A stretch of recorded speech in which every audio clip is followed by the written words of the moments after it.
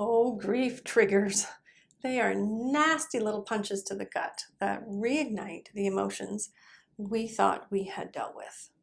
A trigger is an action or a situation that can lead to adverse emotional reactions. Triggers usually mean something that has brought on or worsened symptoms. Today, we are going to explore how to plan for known or anticipated grief triggers. My name is Jo McRogers, and I'm a registered social worker specializing in grief. Please subscribe to the channel and turn on the notifications so you'll know each time we're posting something new in our Grievolution community. Our goal here is to do grief differently. First, I want to differentiate between reminders and triggers. Each are a very different experience, resulting again in a very different outcome. Reminders can bring back our loss. They can bring us sadness, melancholy, anger, connection, reflection, fondness, some smiles, some rituals. It can bring a wide range of reactions. We can journal, we can ask for support, we can isolate ourselves to protect our heads and our hearts. We can cry, we can celebrate, we can write stories, we can light candles, we can say prayers, we can speak with mediums, or speak directly to our loved ones. Reminders can be unsettling and provocative, and sometimes they can be gentle and soothing, even rewarding. But we generally stay grounded and in the present moment with reminders.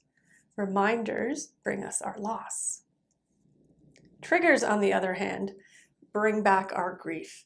It is a very different experience than a reminder. Triggers usually bring back our early emotional loss state, the acute phase of our grief. It is a situation where past feelings are now appearing in the present moment. We relive the tragedy of the loss in the current triggered moment. They sometimes arrive unannounced, unanticipated. They remind us of our now indelible sense of loss of control. Be sure to watch the video that I made recently about my grief trigger ambush in regards to my mom. However, some triggers can be anticipated and they need to be supported and planned for. Attending a baby shower, a wedding, a funeral, a children's school assembly, a holiday dinner, cleaning out a house, cleaning out a garage, cleaning out a bathroom cabinet.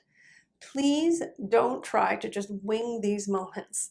Please don't try to pretend you'll get through it. You're just going to be okay. That won't make it so. Pretending doesn't make it so.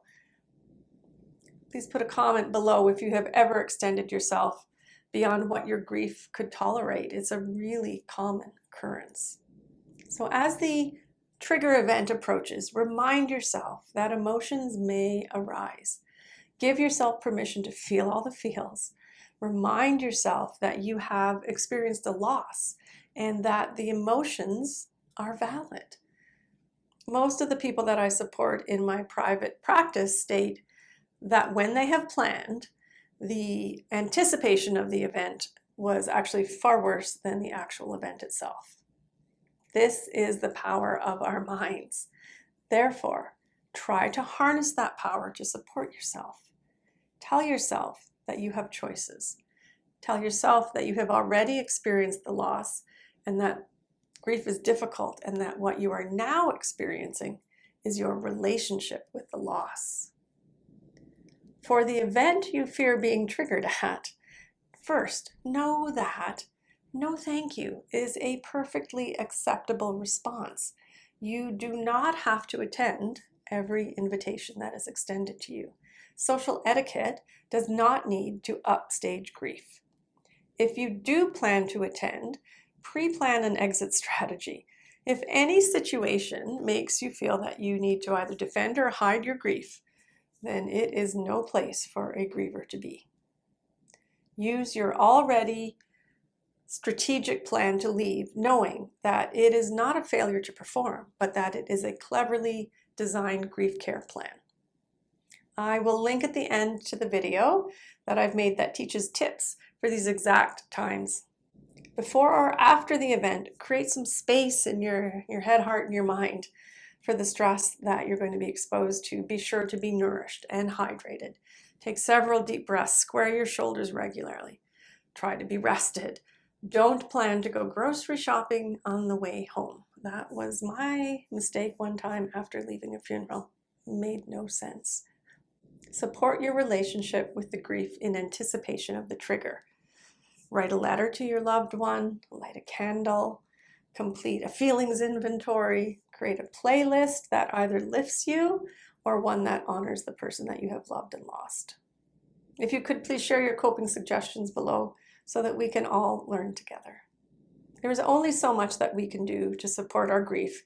We can't fix it, but intentionally entering into a relationship with our grief is our biggest task and the biggest gift to ourselves and to our loved ones. The kicker is that I intended to make this video yesterday and I couldn't do it. Yesterday was the 1-year anniversary of a friend who I dearly loved. I didn't plan, so please plan. So as you plan to navigate the potential known triggers, I send to you kind thoughts, kind words, and a kind heart. If this video has been helpful, please like it and share it so that YouTube will know to share it with others. Thank you, take care, and I'll see you next time.